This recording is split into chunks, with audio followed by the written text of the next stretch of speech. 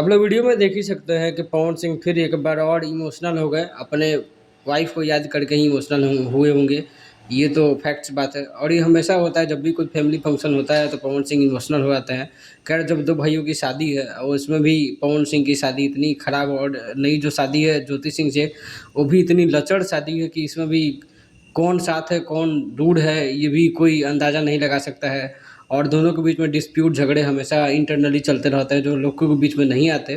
खैर, ऐसा लगता है कि जैसे पवन सिंह की ज़िंदगी इस बार, अब आगे पता नहीं कब शादी करेंगे या नहीं करेंगे, कोई ठीक नहीं है। खैर, बार बार बीच में न्यूज़ आती है कि पवन सिंह शादी करेंगे, तो अभी तक इस पे मुहर तो नहीं लगा है, लेकिन पिछले इवेंट में पवन सिंह बोल दिए थे कि मैं कभी कुंवारा ही हूँ।